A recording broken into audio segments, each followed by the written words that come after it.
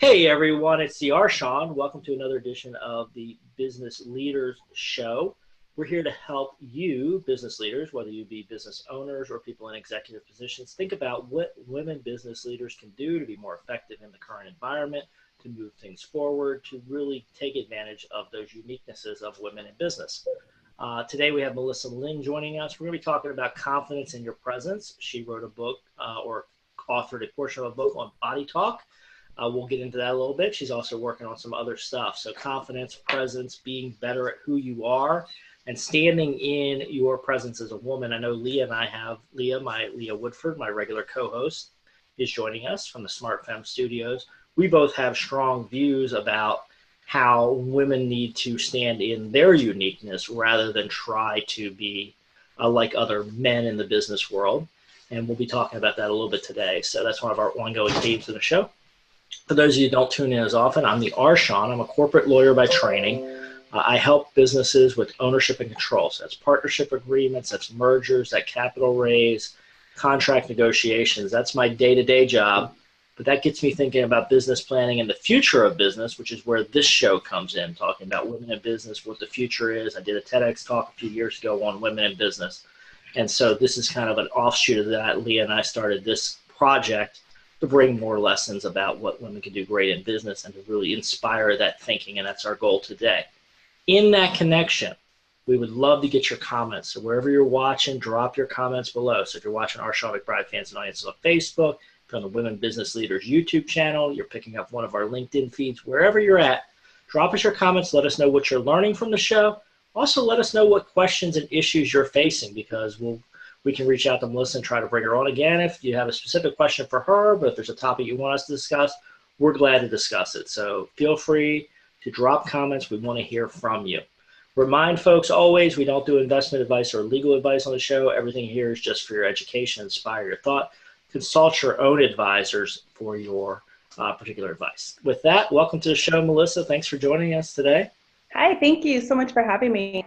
We're thrilled to have you. I've been watching your work on Facebook for a long time, and you recently came out with a book on body talk, talking about image and things. Why don't you talk a little bit about being confident in who you are and your image as a woman in business? Yes, absolutely. So body talk was a perfect opportunity for me to really stand in my power and sharing my story, and really just trying to, help other women do the same. And, as women, we're always being compared to other women, we're being compared to men. And it's really just an opportunity to really be proud of, who I am, the stories of my past, everything that I've been through, and sharing that, to really just to pull back my own power and my own strength. Yeah. And so what has that journey been like for you? So, I mean, I get a personal connection in this story, right? So what is the journey like for you? So, I'm a survivor of domestic violence and abuse. I've lost 115 pounds. So, basically through my journey, I've released all of this weight that wasn't, serving my higher purpose, and really just, dropping those stories of my past and being proud of, who I am and everything that I've, and using that to help, guide and motivate other women to do the same, and really just, being that presence to really educate and show others that it's possible to use those things, and it's not painful, to use those things to actually, build a presence, and for myself, building a business and using it to help others. Yeah, that could be a very powerful thing. We like to think of everybody as being in the perfect world and everything's perfect, but a lot of people are in tough situations, right? And they have esteem issues so, I mean, stop and speak to, either that person that just tuned in, or maybe that person that's tuned in. Maybe things are good in their world, but they got that friend. Right. What are kind of the first steps of dealing with the challenges if you're not happy with your image, if you're not happy with your current situation? Really, it's loving yourself no matter what your circumstances are, and really just, accepting yourself for, for who you are, and being proud, regardless of your size, regardless of, your race or your nationality. It's really just embracing and being okay with that. for myself, going through all the things that I've gone through, I'm going through a divorce right now. And it's interesting because for a very long time, it was always, what's wrong with me? Why am I not good enough? Is it because I've gained weight? Do I need to, all of these things, and really just realizing that the only thing that we can control, and in that process, it's really controlling, our mindset and just moving forward. Yeah. Well, a lot of people that are tuning in are probably in the category of either entrepreneurs or intrapreneurs, right? So they either have their own business or they're within a business where they've got control, they're doing some innovation, they're doing some culture change. Right. And I think that this self-confidence piece, probably is something that speaks to a lot of people, because there's a lot of times where you think you do the right thing and things that happen that aren't the right thing. Right. How do you keep? Well, that's part of being an entrepreneur, though. Right. Exactly. You're constantly fail fast, fail cheap. Exactly. And you thought that was going to work and you tested it and it didn't quite work out. Right. So I think there's strong lessons here, Melissa, for people that are tuning in. So, what have you done in that world where, you've had those time periods where you think you did the right things, but things didn't work? What do you tell people in those situations? Really just, try again. Everything that we do that doesn't necessarily, the way that I've wanted it to turn out is a lesson to what my next step is going to be. And it's really just embracing that and reaching out for support. We have such great opportunity here within this network to be able to, to answer questions and ask for advice and really just on each other. Yeah, exactly. So get to be part of a community. I know Lea runs and I'm active in the Smart Femme network. And that's been one place where we go to vet other ideas and just to get that grounding with other entrepreneurs, because I think all of us behind the scenes are having combinations of successes and failures all the time. And if you just look at and you're going to fail more than you succeed, but you hopefully fail forward. Exactly. I feel like sometimes for me it's a 10-to-1 ratio. I fail 10 times for every one. But I don't know about you guys. I freely admit that I don't know everything. Yeah. And I don't claim to. I'd much rather be the most strategic person, than have the pressure being the smartest. Right. I can bring in the experts, and that's what I'm doing with the Smart Femme Summit. And that's kind of how I run my business. I know what my lane is. I know what I'm good at. And I bring in the experts who are better at that. And I think so many entrepreneurs think they have to do everything themselves, and they and the bad mistake, and it really limits your growth. Right. I know, Lee, you're absolutely right. That's how it was for me. I used to think that I had to do everything and I had to know how to do everything. And, basically for a long time, I stuck with what my never going to be. And it's really just, like you said, it's staying in my lane and realizing where, what I'm good at and what my strengths are, and then reaching out for the support that I need. That's it. Tony Watley says this, and I love it. It's your passion, your purpose, and your skill set. Yeah. That when they all interconnect, that's when the magic happens. And then you have to have a really big why so you can stay motivated. Right. Yeah, so let's zoom in a little bit. We talked a little bit about perfection and that image, and this comes in an image, but it also comes in running your business. And I think one of the things you learn when you're an experienced entrepreneur is not everything's going to be perfect. But how do you deal with that perfection issue, of dealing with the reality that none of us are perfect. No business plan is perfect. No business execution is perfect. And obviously nobody's body appearance is perfect. How do you deal with that perfection angle that so many people try to push upon others? For me, it's really just been, embracing jumping in when I'm not necessarily ready to do so. We can get hung up on that perfectionism and just kind of be stagnant forever, and really just, jumping in and going. Sometimes, for me, it was learning as I go and not being so hung up on everything has to be right the first time, and taking those learning experiences. Yeah, exactly. So you take the experiences from it. So what's next for you as you're building this, Melissa? So, I know you've got the one book out. I know you're working on some other stuff. What's coming down the line as you continue to build your brand and your presence? So I'm right now working on another book. mainly a deeper dive into self-help, everything that I've been through and my obstacles, and really the tools and the things that I do to really break through what was holding me back. And so, definitely working on that, and, launching my coaching practice. So, I am a certified life coach as well as a health and nutrition coach. And so really just, I found my purpose in helping other people, live a life that's filled with health and happiness and purpose for them as well. And so that's what lifts me up. Yeah. And so what is it like getting to that alignment? I mean, I know we have people at various different stages tuning into the show. I've had times where I haven't been in alignment. What's it been like for you to get to more alignment?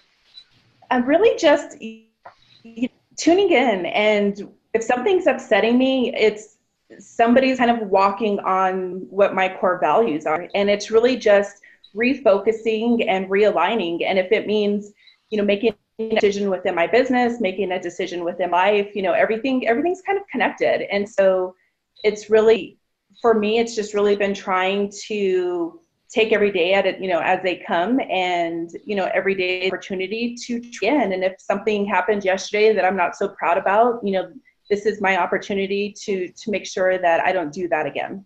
Yeah. So you're changing and adjusting. Leah, were you going to jump in there?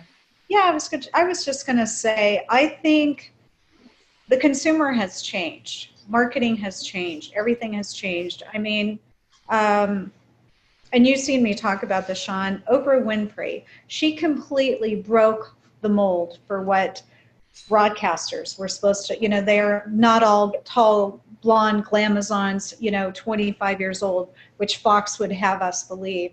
One of the reasons she's been so successful is because she was so authentic. Mm-hmm. She is so relatable. And I think that's the big mistake a lot of people make. When you are authentic and you're real to people, I think they gravitate towards you. You attract clients. When you make a mistake and you're honest with them, first of all, it's refreshing, because I don't know about you, but in advertising, I've done that.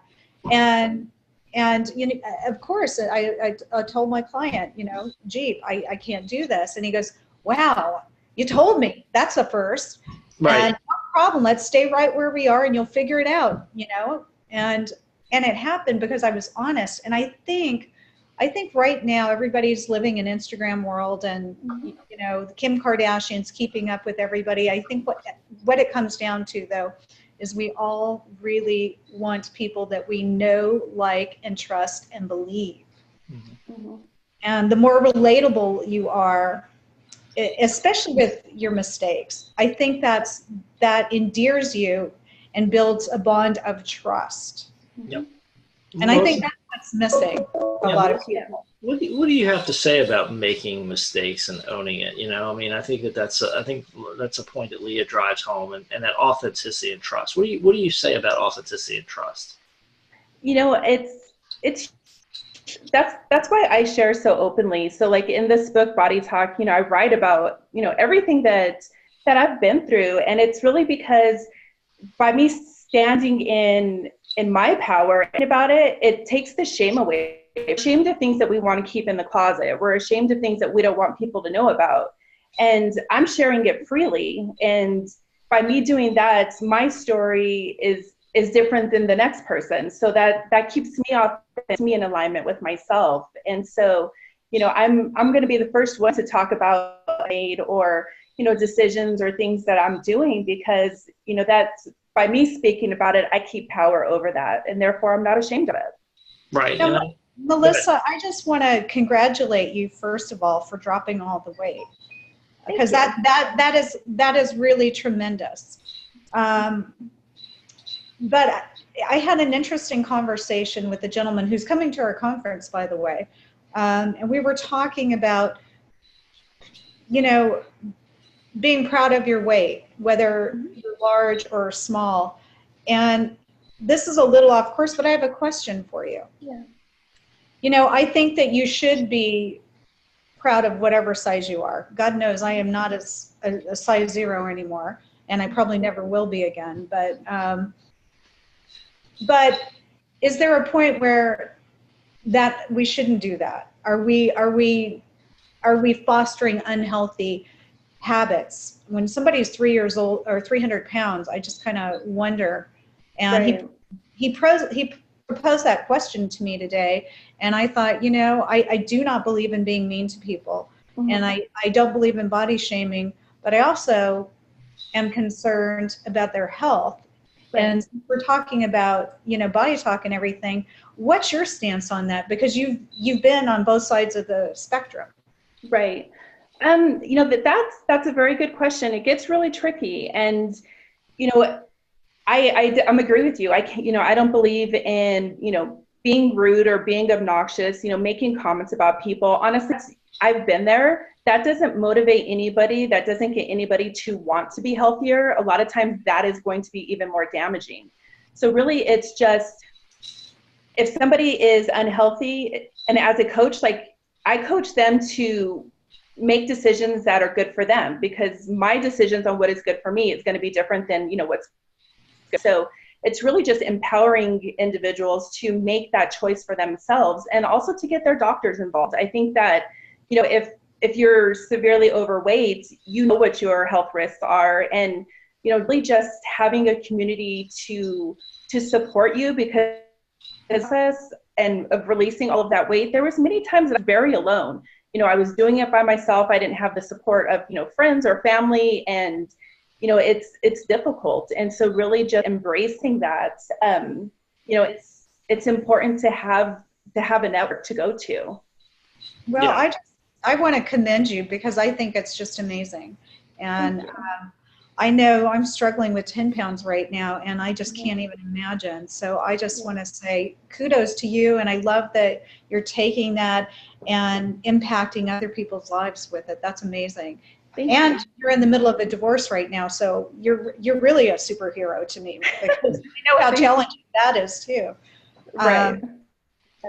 And what's interesting too, Leah, is, I had back surgery a year ago. And so I went from being this long distance runner, half marathons, that's the tool that I use to release the weight. And so I had this injury and I had back surgery. So really now, I even find myself, with as much work as I've done, really trying to still stay committed to who I am, because I am still trying to now get back to, the runner that I once was, for limitations from a back surgeon. And so it's really hard to stay, to stay motivated, and to stay determined. And, it's, for me, I think that exercise kind of became maybe almost in a sense like my addiction, my drug. And it's, I couldn't get enough of it, which is also unhealthy. It could be just as overweight. And it's really just finding that balance between everything.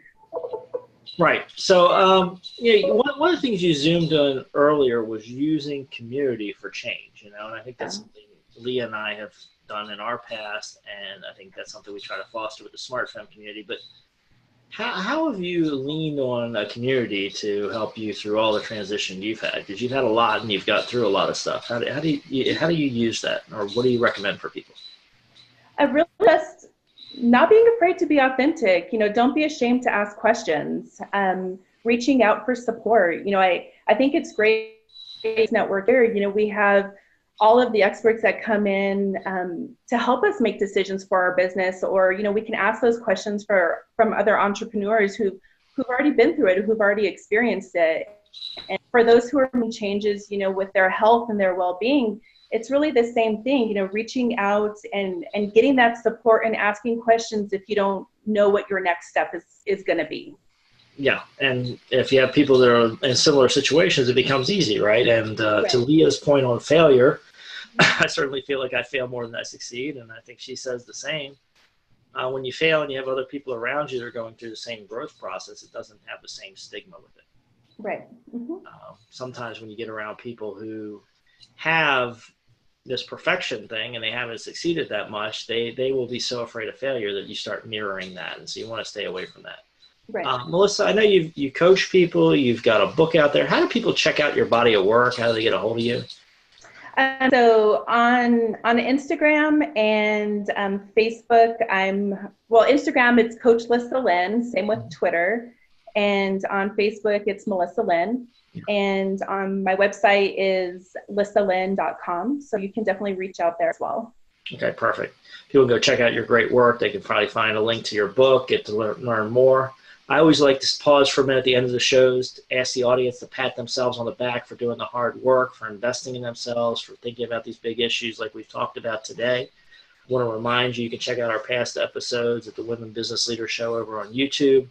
You can also find Lea and I at the Smart Femme Entrepreneur Network, so come check us out. And you can also go to futureofwomeninbusiness.com, see past episodes, upcoming episodes, and get on our email list. So thanks for joining in, everybody. Melissa, thanks for adding so much value and helping people. Bye. Thank you so much. So Melissa,